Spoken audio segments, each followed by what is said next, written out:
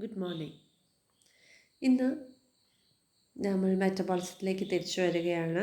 നമ്മുടെ carbohydrate metabolism part B finished. ഇനി on to lipid അഥവാ ഫാറ്റ് മെറ്റബോളിസം.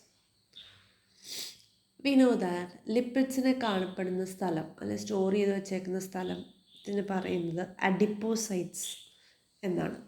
അഡിപ്പോസൈറ്റ്സിലാണ് ലിപ്പിഡ്സിനെ സ്റ്റോർഡ് ഫോമിൽ നമ്മുടെ ബോഡിയിൽ കാണുന്നു. അഡിപ്പോസ് സെൽസ് കേട്ടിട്ടുള്ളതാണ്. ഇനി ഓയിൽസും ഫാറ്റ്സും രണ്ടും ലിപ്പിഡ്സിൽ വരുന്നതാണ്. ഇനി ഓയിൽസ് എന്ന് പറയുന്നത് we know it's liquid in nature. അത് റൂം ടെമ്പറേച്ചർ ലിക്വിഡായിട്ടിരിക്കുകയാണെങ്കിൽ അതിനെ ഓയിൽ എന്ന് വിളിക്കുന്നു. സോളിഡായിട്ടിരുന്ന് അതിനെ ഫാറ്റ് എന്ന് വിളിക്കുന്നു. ഓക്കെ. ഇനി ഏതൊക്കെ ഫോമിലാണ് ലിപ്പിഡ്സിനെ അഥവാ ഫാറ്റ്സിനെ നമ്മുടെ ബോഡിയിൽ കാണപ്പെടുന്നത്? പല രീതിയിൽ കാണാറുണ്ട്. ബ്ലബറായിട്ട് സബ്ക്യൂട്ടീനിയസ് ഫാറ്റായിട്ട്. ഈ സബ്ക്യൂട്ടീനിയസ് ഫാറ്റ് അല്ലെങ്കിൽ ബ്ലബർ ഉള്ളത് കൊണ്ടാണ് നമുക്ക് തണുപ്പ് അധികം ബ്ലബർ നമുക്കുള്ളതല്ല കേട്ടോ, വെയിൽസിലൊക്കെ ഉള്ളതാണ്. സബ്ക്യൂട്ടീനിയസ് ഫാറ്റ് ഉള്ളത് കൊണ്ടാണ് നമുക്ക് തണുപ്പ് ഫീൽ ചെയ്യാത്തൊരു തെർമോ ഇൻസുലേറ്റർ ആയിട്ടാണ് അത് ആക്ട് ചെയ്യുന്നത്. ദെൻ റെറ്റിനൽ പിഗ്മെൻറ്റ്സ്, അത് ഈ പറഞ്ഞ പോലെ ലിപ്പിഡ് ഫോമാണ്. കോഫാക്ടേഴ്സ്, ബയൽ സോൾസ്, ഇവയെല്ലാം ചില ഹോർമോൺ ഡെറിവേറ്റീവ്സ്, ഇതെല്ലാം ലിപ്പിഡ് കമ്പോസിഷനുള്ള സബ്സ്റ്റൻസസ് ആണ്. അതിൻ്റെ further details it is there in the text. അത് നോട്ട്സ് അപ്ലോഡ് ചെയ്യുക. ഈ ജനറൽ ഒരു ചെറിയൊരു introduction, this would form what is the role of lipids in a body എന്ന് പറഞ്ഞൊരു ക്വസ്റ്റ്യൻ ചോദിച്ചാൽ this is what you are suppose to write. ഏതൊക്കെ ഫോമിലാണ് നമ്മുടെ ബോഡിയിൽ എക്സിസ്റ്റ് ചെയ്യണം, അല്ലെങ്കിൽ അതിൻ്റെ ഫങ്ഷൻ എന്താണെന്ന് പറഞ്ഞാണ് എഴുതേണ്ടത്. Okay. As in the case of carbohydrates, ലിപ്പിഡ്സും കാറ്റബോളിസവും ഉണ്ട്, അനബോളിസം. അതായത് ലിപ്പിഡിൻ്റെ ബ്രേക്ക് ഡൗൺ റിയാക്ഷനും ഉണ്ട്, ലിപ്പിഡ് ഫോം ചെയ്യുന്ന അനബോളിക് റിയാക്ഷൻസും ഉണ്ട്. Break down reactions oxidative reactions ആണ്. അനബോളിക് റിയാക്ഷൻസ് അഥവാ സിന്തറ്റിക് റിയാക്ഷൻസും കാണുന്നുണ്ട് ലിപ്പിഡ് മെറ്റബോളിസത്തിൽ. ലിപ്പിഡ് മെറ്റബോളിസം ഏറ്റവും ബ്രീഫ് ഫോമിലുള്ള റെപ്രസെൻറ്റേഷനാണ് ഇവിടെ കാണിച്ചേക്കുന്നത്. ലിപ്പിഡ്സിനെ ലിപ്പേസ് എന്ന എൻസൈമിൻ്റെ സഹായത്തോടെ ഗ്ലിസറോളും ഫാറ്റി ആസിഡും ആക്കി നമ്മൾ ബ്രേക്ക് ഡൗൺ ചെയ്യുന്നു. ഈ fatty acid again it's a source of energy. Fatty ആസിഡിന് ഫർദർ ഓക്സിഡേഷൻ നടക്കുന്നുണ്ട്. ഗ്ലിസറോളിന് ഈ പറഞ്ഞ പോലെ ഗ്ലിസറോളിനെ വീണ്ടും it gets converted into glyceraldehyde 3-phosphate. Glyceraldehyde 3-phosphate ആയാൽ പിന്നെ എന്ത് പറ്റുന്നു എന്ന് നമുക്ക് കാർബോഹൈഡ്രേറ്റ് മെറ്റബോളിസത്തിൽ we had studied. Glycolysis route കയറി നമ്മുടെ സെല്ലുലാർ മെറ്റബോളിസത്തിലൂടെ പോയി എത്തുന്നു. ഇപ്പോൾ ഒരു ലിപ്പിഡ് അത് ഓക്സിഡേഷൻ നടന്നാലുള്ള അവസ്ഥയാണ് പറയുന്നത്. ലിപ്പേസ് ആക്ട് ചെയ്ത് ഗ്ലിസറോളും ഫാറ്റി ആസിഡുമായി മാറുന്നു. ഗ്ലിസറോള് കാർബോഹൈഡ്രേറ്റ് മെറ്റബോളിസത്തിൻ്റെ ആ പാത്ത് ഫോളോ ചെയ്യുന്നു by forming glyceraldehyde 3-phosphate. Fatty ആസിഡിന് സെപ്പറേറ്റ് ആയിട്ട് ഓക്സിഡേഷൻ നടക്കുന്നുണ്ട്. അതാണ് നമ്മളിന്ന് പഠിക്കാൻ പോകുന്നത്. ഫാറ്റി ആസിഡിൻ്റെ ഓക്സിഡേഷൻ എങ്ങനെയാണ് സംഭവിക്കുന്നത്, അതിൽ നിന്ന് എത്ര എനർജി കിട്ടുന്നുണ്ടെന്നാണ് ഇന്ന് നമ്മൾ പഠിക്കാൻ പോകുന്നത്. അപ്പോൾ ഇതിൻ്റെ കൂട്ടത്തിൽ ഗ്ലിസറോളിൽ നിന്ന് കിട്ടുന്ന ATP എത്രയാണ്? ഗ്ലൂക്കോസിൽ നിന്ന് കിട്ടുന്ന അത്ര തന്നെ ഗ്ലിസറോളിൽ നിന്ന് നമുക്ക് കിട്ടുന്നു അല്ലേ. അപ്പോൾ അവിടെ 36 കൊടുക്കുക. ആൻഡ് ഫാറ്റി ആസിഡിൽ നിന്ന് എത്രയാണ് നമ്മൾ പഠിക്കുക. അപ്പോൾ അത്രയാണ് ഒരു ലിപ്പിഡിൽ നിന്ന്, ഒരു മോളിക്യൂൾ ലിപ്പിഡിൽ നിന്ന് നമുക്ക് കിട്ടുന്ന എനർജി ഈൽഡ് എന്ന് പറയും. So we going to start of.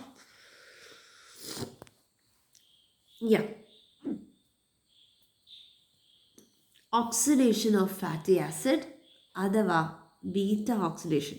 Fatty ആസിഡിൻ്റെ ഓക്സിഡേഷന് ബീറ്റ ഓക്സിഡേഷൻ എന്ന പേര് കൂടി ഉണ്ട്. ആദ്യം തന്നെ എന്താണ് fatty acid?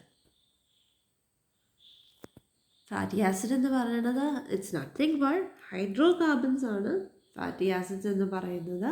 Terminating with COOH group, carboxyl ഗ്രൂപ്പിൽ അവസാനിക്കുന്ന ലോങ് ചെയിൻ ഹൈഡ്രോ കാർബൺസിനെയാണ് ഫാറ്റി ആസിഡ് എന്ന് വിളിക്കുന്നത്. ബ്രാഞ്ചിങ്സ് ഉള്ള ഫാറ്റി ആസിഡ് ഉണ്ട്, ബ്രാഞ്ചിങ് ഇല്ലാത്ത ഫാറ്റി ആസിഡും ഉണ്ട്.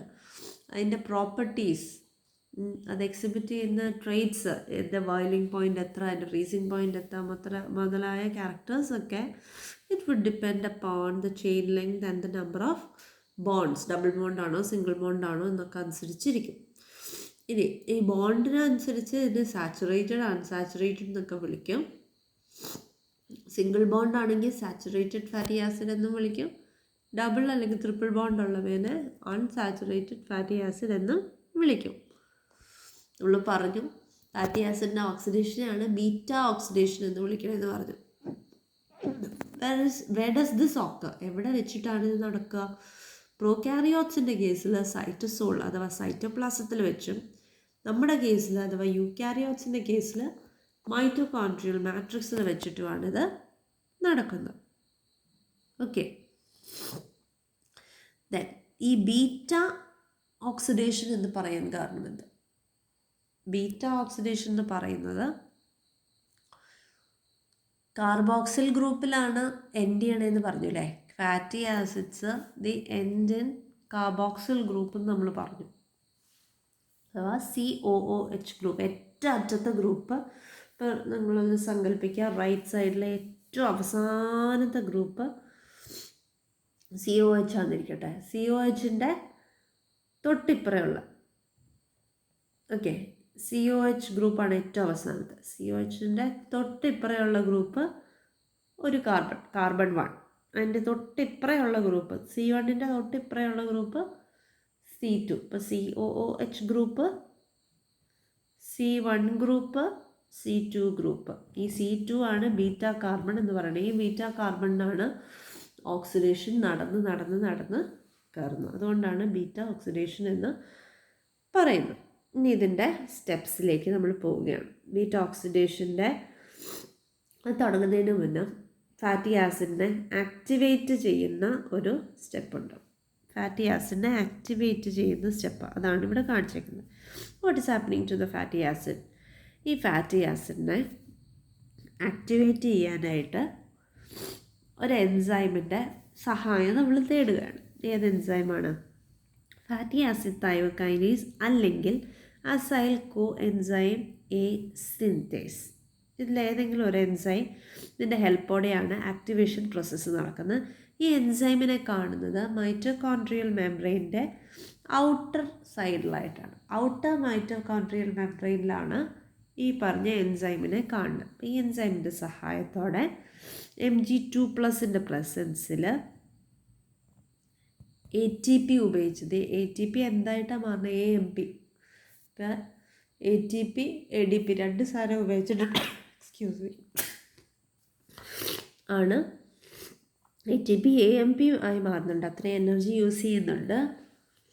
പിന്നെ അസൈൽ കോ എൻസൈം എ എന്ന് നമ്മൾ പറഞ്ഞു. ആ എൻസൈമിൻ്റെ പേരിൽ അസൈൽ കോ എൻസൈം എ എന്ന് പറഞ്ഞപ്പോൾ കോ എൻസൈം എയും ഇട്ട് കൊടുക്കുന്നുണ്ട്. Fatty acid in the presence of Mg2+, ഈ പെർട്ടിക്കുലർ എൻസൈം ATP ഉണ്ട്, കോ എൻസൈം എ ഉണ്ട്. ഇത്രയും സാധനങ്ങൾ ഉപയോഗിച്ച് ഫാറ്റി ആസിഡിനെ fatty acyl coenzyme A ആക്കി മാറ്റുന്നു. ഈ fatty acyl coenzyme A ആണ് activated form of fatty acid. ആ രൂപത്തിൽ മാത്രമേ ഫാറ്റി ആസിഡിന് മൈറ്റോകോൺഡ്രിയയുടെ ഉള്ളിൽ കയറി പറ്റാൻ പറ്റത്തുള്ളൂ. മൈറ്റോകോൺഡ്രിയൽ മാട്രിക്സിൽ വെച്ചാണ് ബീറ്റ ഓക്സിഡേഷൻ നടക്കുന്നത്. So it has to be converted into this active form. Okay, അപ്പോൾ ആക്ടിവേഷൻ ഓഫ് ഫാറ്റി ആസിഡ് എല്ലാ ഫാറ്റ്സിനും ഈ ഒരു സ്റ്റെപ്പ് നടന്നാൽ മാത്രമേ അതിന് ഫർദർ റിയാക്ഷൻ നടക്കത്തുള്ളൂ. ഇനിയുള്ള സ്റ്റെപ്പ് എന്ന് പറയുന്നത് transport of fatty acyl coenzyme A into the mitochondria. Activated ഫോമായി ഉള്ളിലേക്ക് കയറാൻ റെഡിയായിട്ട് നിൽക്കുക. ഓക്കെ, കുഞ്ഞ് ഫാറ്റി ആസിഡ് ആണെങ്കിൽ, അതായത് ഫാറ്റി ആസിഡിൻ്റെ ചെയിൻ ലെങ്ത്, കുഞ്ഞ് ഫാറ്റി ആസിഡ് എന്ന് പറഞ്ഞാൽ കാർബൺ എത്ര കാർബൺ ഉണ്ടെന്നനുസരിച്ചിരിക്കും കുഞ്ഞിനാണോ വലുതാണോ എന്ന് നമ്മൾ പറയുന്നു. അപ്പോൾ കാർബൺ 10 താഴെയോ കാർബൺ ആറ്റംസ് മാത്രമേ ഉള്ളൂ എങ്കിൽ ഈ activated form of fatty acid, അതാണ് fatty acyl coenzyme A. 10 താഴെയോ ചെയിൻ ലെങ്ത് ഉള്ള ആക്ടിവേറ്റഡ് ഫാറ്റി ആസിഡാണ് നമുക്ക് കിട്ടിയേക്കണതെങ്കിൽ അത് ചുമ്മാ അങ്ങ് ഡിഫ്യൂസ് ചെയ്ത് കയറിക്കോളും. ഓക്കെ, ഔട്ടർ മെംബ്രെയിനിലല്ല ഇതുണ്ടായി വന്നേക്കണേ. ഔട്ടർ മെംബ്രെയിനിൽ നിന്ന് മൈറ്റോകോൺഡ്രിയയുടെ ഉള്ളിലേക്ക് വെറുതെ അങ്ങ് ഡിഫ്യൂസ് ചെയ്ത് ഉള്ളിലേക്ക് കയറിക്കോളും, പ്രശ്നമൊന്നുമില്ല. പക്ഷേ what if the chain length is more than 10 carbons? അപ്പോൾ it has to use certain എൻസൈംസിൻ്റെ സഹായത്തോടെ അതിന് ഉള്ളിലേക്ക് കയറി പറ്റത്തുള്ളൂ. ഇപ്പോൾ ലോങ്ങർ ചെയിൻ ഫാറ്റി ആസിഡ്സ് ആണെങ്കിൽ അതിൻ്റെ ആക്ടിവേറ്റഡ് ഫോമായ fatty acyl coenzyme A longer chain ആണെങ്കിൽ it uses specific transport system, carnitine acyl transferase. എഴുതിയേക്കണം കണ്ടോ, കാർണിറ്റിൻ, CARNITIN, കാർണിറ്റിൻ അസൈൽ ട്രാൻസ്ഫറേസിൻ്റെ 2 എൻസൈംസ് വരുന്നൊരു കോംപ്ലക്സിനെ ഉപയോഗിച്ചാണ് ഈ ഉള്ളിലേക്കുള്ള മൈറ്റോകോൺഡ്രിയൽ മാട്രിക്സിലേക്കുള്ള മൂവ്മെൻറ്റ് നടക്കുന്നത്. എങ്ങനെയാണെന്ന് നമുക്ക് നോക്കാം. കാർണിറ്റിൻ അസൈൽ ട്രാൻസ്ഫറേസ് 1ൻ്റെ സഹായത്തോടെ fatty acyl coenzyme A fatty acyl കാർണിറ്റിനും കോ എൻസൈം എയുമായി മാറുന്നു. എക്സ്ചേഞ്ച് നടന്നേക്കണമെന്ന് ആലോചിച്ച് നോക്കിയാൽ റിയാക്ഷൻ ഫോമിൽ ഒന്ന് എഴുതിയാൽ മനസ്സിലാവും. Fatty acyl coenzyme A plus carnitine acyl transferase 1 giving fatty acyl, ഇവിടുത്തെ കാർണിറ്റിനെ എടുത്തു, കാർണിറ്റിൻ പ്ലസ് കോ എൻസൈം എന് വെറുതെ വിട്ടു, കോ എൻസൈം എ. ഇപ്പോൾ എവിടെ എത്തി? മൈറ്റോകോൺഡ്രിയൽ മാട്രിക്സിലെത്തി. മൈറ്റോകോൺഡ്രിയയുടെ പുറത്ത് കടന്നിരുന്ന fatty acyl coenzyme A ഈ കാർണിറ്റിൻ അസൈൽ ട്രാൻസ്ഫറേസ് 1 എന്ന എൻസൈമിൻ്റെ സഹായത്തോടെ മൈറ്റോകോൺഡ്രിയൽ മാട്രിക്സിലെത്തി. ഇനി കാർണിറ്റിൻ അസിറ്റൈൽ ട്രാൻസ്ഫറേസ് 2 ഇതിനെ കാണുന്ന ഇന്നർ മൈറ്റോകോൺഡ്രിയൽ മെംബ്രെയിനിലാണ്. ഓക്കെ, അതിൻ്റെ സഹായത്തോടെ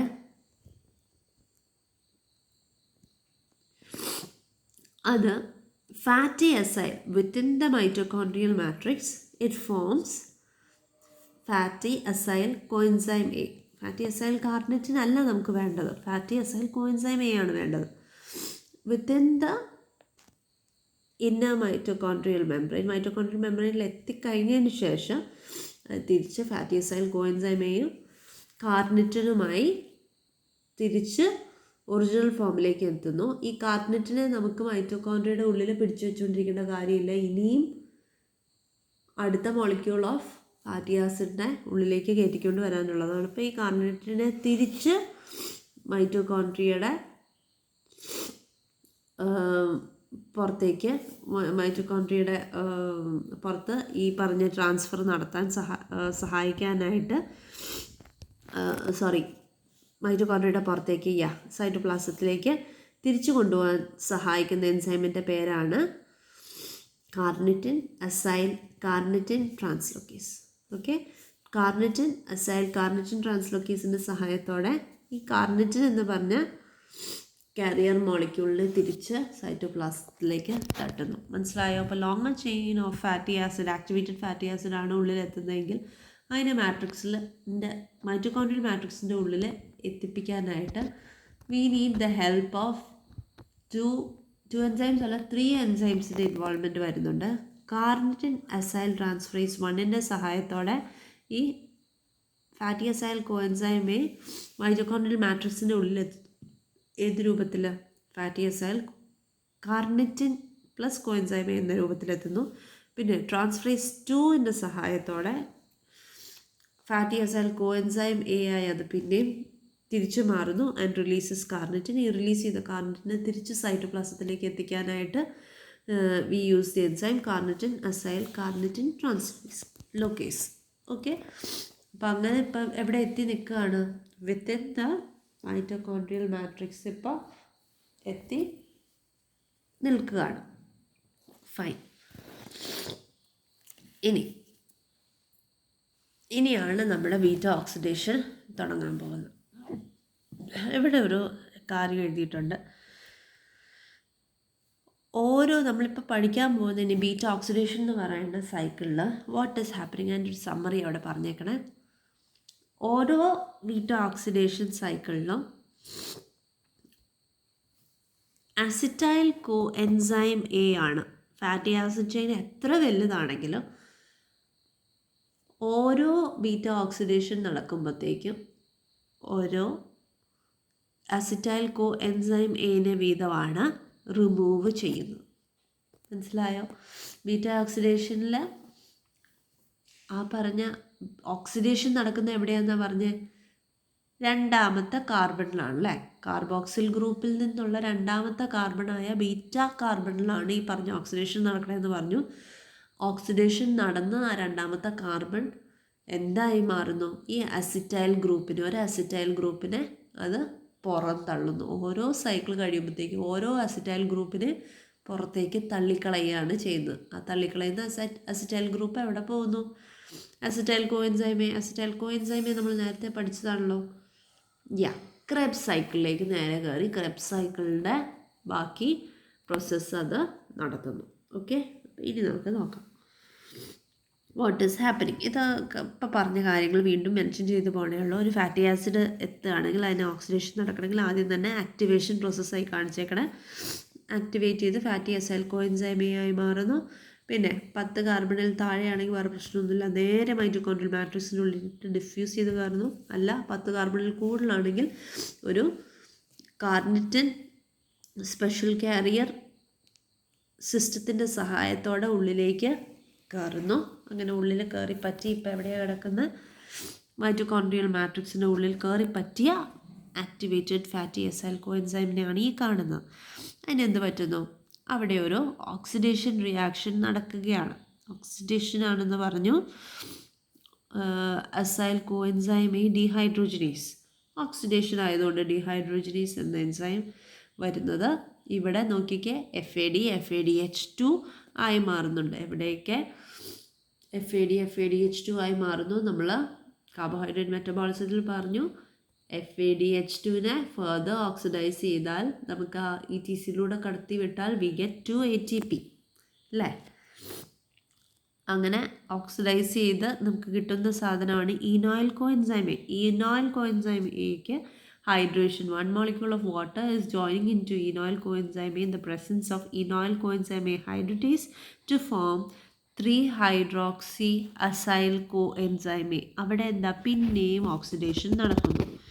ഓക്സിഡേഷൻ നടക്കുന്നതുകൊണ്ട് hydroxy acyl coenzyme A dehydrogenase എന്ന എൻസൈമിൻ്റെ ഇൻവോൾവ്മെൻറ്റിലാണ് ഇത് നടക്കുന്നത്. NADH ആയിട്ടാണ് മാറുന്നത്. നമുക്കറിയാം NADH, ഒരു മോളിക്യൂൾ NADH എന്ന് വെച്ചാൽ 3 ATPക്ക് തുല്യമാണ് ഫർദർ ഓക്സിഡേഷൻ നടക്കുമ്പോഴത്തേക്കും. അപ്പോൾ അത് നമ്മുടെ മനസ്സിലുണ്ടാവണം. അങ്ങനെ കിട്ടിയ ആ ഓക്സിഡേഷൻ കഴിഞ്ഞ് കിട്ടുന്ന സാധനമാണ് 3-keto acyl coenzyme. ഈ 3-keto acyl coenzymeയിലേക്ക് ഒരു കോഎൻസൈമെ നമ്മൾ ഒരു കോഎൻസൈമെ കൂടി നമ്മൾ ആഡ് ചെയ്ത് കൊടുക്കുകയാണ്. അവിടെ നടക്കുന്ന പ്രോസസ്സ് തയോലിസിസ് എന്ന് പറയുന്നു. ഓക്കെ, COA ഇട്ട് കൊടുത്തിട്ട് നമുക്ക് ആ മോളിക്യൂളിനെ സ്പ്ലിറ്റ് ചെയ്യാൻ നമ്മൾ ട്രിഗർ കൊടുക്കുകയാണ് ചെയ്യുന്നത്. ഈ 3-keto acyl coenzyme നമ്മൾ പൊട്ടിക്കാൻ സഹായിക്കുകയാണ്, ലൈസിസ് ചെയ്യാൻ സഹായിക്കുകയാണ്. അതുകൊണ്ടാണ് തയോലിസിസ് എന്ന് പറയുന്നത്. COA ഇട്ട് കൊടുത്തിട്ടാണ് അതിന് നമ്മൾ ട്രിഗർ കൊടുക്കുന്നത്. സഹായിക്കുന്ന എൻസൈം കീറ്റോ തയോകൈനേസ്. സ്പ്ലിറ്റ് ചെയ്യുന്ന ഇത് കിട്ടുന്ന 2 കോമ്പൗണ്ട്സ് നോക്കിക്കേ. അസൈൽ കോ എൻസൈമെ എന്ന് പറഞ്ഞാൽ ആദ്യം ഉണ്ടായിരുന്നത് എന്താ? ഫാറ്റി അസൈൽ കോ എൻസൈമെയാണ്. ഇപ്പോഴും അത് തന്നെ ആ ബാക്കിയുള്ള ഫാറ്റി അസൈൽ കോ എൻസൈമെയാണ് ഇവിടെ ഉള്ളത്, plus acetyl coenzyme A. ഈ അസിറ്റൈൽ കോ എൻസൈമെ ക്രെബ്സ് സൈക്കിളിൽ കയറുന്നു. ക്രെബ്സ് സൈക്കിളിൽ കയറിയ 12 ATP എന്തായാലും അത് റിലീസ് ചെയ്യുന്നു. ഇവിടെ എന്താ സംഭവിച്ചതെന്ന് ചിലപ്പോൾ നിങ്ങൾക്ക് മനസ്സിലായിട്ടുണ്ടാവില്ല. ഫോസേ ആദ്യം നമ്മൾ ബീറ്റ ഓക്സിഡേഷൻ എന്ന് പറഞ്ഞല്ലോ. ബീറ്റ ഓക്സിഡേഷൻ എന്താ? രണ്ടാമത്തെ കാർബോക്സിൽ ഗ്രൂപ്പിൽ നിന്നുള്ള രണ്ടാമത്തെ കാർബണിലാണ് അവിടെ ഓക്സിഡേഷൻ നടന്ന് രണ്ടാമത്തെ കാർബൺ ഓക്സിഡൈസ് ചെയ്ത് അതിനെ എന്തായിട്ട് റിമൂവ് ചെയ്ത് കളയുന്നു, അസിറ്റൈൽ എൻസൈമായിട്ട് റിമൂവ് ചെയ്ത് കളയണമെന്ന് പറഞ്ഞു അല്ലേ. രണ്ടാമത്തെ കാർബണിൽ നിന്നുള്ള സെക്കൻഡ് കാർബണിൻ്റെ ഇപ്പുറമായിട്ടുള്ള സാധനങ്ങളെ എടുത്ത് കളയുന്നത്, മനസ്സിലായോ? സെക്കൻഡ് കാർബൺ, ഫസ്റ്റ് കാർബൺ, അത്രയും സാധനത്തിനെ എടുത്ത് കളയണം. സെക്കൻഡ് ഇവിടെ ആ സെക്കൻഡ് കാർബൺ ഇരിക്കണമെങ്കിൽ ഇവിടെ തൊട്ടുള്ള സാധനത്തിനെ വെട്ടിക്കളയുന്നത്, മനസ്സിലായോ? ഫസ്റ്റ് നമുക്ക് ഒരു എക്സാമ്പിൾ വെച്ച് പറയാം. 12 കാർബണുള്ള ഒരു ഫാറ്റി ആസിഡിനെയാണ് നമ്മൾ ബീറ്റ ഓക്സിഡേഷൻ ചെയ്യണമെന്നിരിക്കട്ടെ. അപ്പോൾ ഇതിലൂടെ ഫാറ്റി അസൈൽ കോഎൻസൈമി 12 കാർബണുള്ള ഫാറ്റി അസൈൽ കോഎൻസൈമയിൽ കയറുന്നു. ഇവിടെ 12 കാർബണുണ്ട്, ഇവിടെ 12 കാർബണുണ്ട്, ഇവിടെ 12, അങ്ങനെ പോയി ലാസ്റ്റ് സ്റ്റെപ്പ് ആകുമ്പോഴത്തേക്ക് ഇവിടെ സ്പ്ലിറ്റിങ് നടക്കുക. സ്പ്ലിറ്റ് ചെയ്ത് എന്തായി മാറുന്നു? 10 കാർബണുള്ള ഫാറ്റി അസൈൽ കോഎൻസൈമയും 2 കാർബണുള്ള അസിറ്റൈൽ കോഎൻസൈമയായി അത് സ്പ്ലിറ്റ് ചെയ്യുന്നു. ഓക്കെ, അപ്പോൾ 12 എന്നുള്ളത് 10 ആയില്ലേ. അസിറ്റൈൽ കോഎൻസൈമയും ക്രെബ്സ് സൈക്കിളിൽ പോയി, അവിടെ വേറെ പ്രശ്നമൊന്നുമില്ല. ഈ 10 കാർബണുള്ള ഫാറ്റി ആസിഡ് അസൈൽ കോഎൻസൈമയും പിന്നെയും ഈ പറഞ്ഞ സൈക്കിൾ റിപ്പീറ്റ് ചെയ്യും. പിന്നെയും ഈ സൈക്കിൾ റിപ്പീറ്റ് ചെയ്ത് ഈ റൂട്ട്സിലൂടെ എല്ലാം പാസ് ചെയ്ത് ഇവിടെ എത്തുന്നു. ഇവിടെ പിന്നെയും അത് സ്പ്ലിറ്റ് ചെയ്യുന്നു. അപ്പോൾ എത്രയാവുന്നു? 8 കാർബൺ ഫാറ്റി ആസിഡായി മാറുന്നു. 8 കാർബൺ അസൈൽ കോഎൻസൈം എ ആയി മാറുന്നു. 2 അസിറ്റൈൽ കോഎൻസൈമെ, 2 കാർബണുള്ള അസിറ്റൈൽ കോഎൻസൈമെ വീണ്ടും കളയുന്നു. ഇപ്പോൾ 8 കാർബണാണ് അല്ലേ. അത് പിന്നെയും ഈ ഫുൾ സൈക്കിൾ റിപ്പീറ്റ് ചെയ്യുന്നു. അപ്പോൾ ഇവിടെ സ്പ്ലിറ്റ് ചെയ്ത് കിട്ടുന്ന പിന്നെ എന്താ? 6 കാർബണുള്ള അസൈൽ കോഎൻസൈമെയും അസിറ്റൈൽ കോഎൻസൈമെയും അവിടെ വീണ്ടും പുറന്തള്ളുന്നു. അങ്ങനെ ഈ സൈക്കിള് രണ്ടും ഇവിടെ അസിറ്റൈൽ കോഎൻസൈമെ, ഇവിടെ അസിറ്റൈൽ കോഎൻസൈമെ എന്ന അവസ്ഥ വരെ ഇതിങ്ങനെ ഈ സൈക്കിൾ റിപ്പീറ്റ് ചെയ്തുകൊണ്ടിരിക്കുന്നു. മനസ്സിലായോ? That is what is happening in beta oxidation. അപ്പോൾ എൻ്റെ ഒരു സമ്മറിയാണ് കൊടുത്തേക്കുന്നത്. ബീറ്റ ഓക്സിഡേഷൻ മുഖാന്തരം മാത്രം നമുക്ക് കിട്ടുന്ന ഈൽഡാണ് പറഞ്ഞേക്കുന്നത്.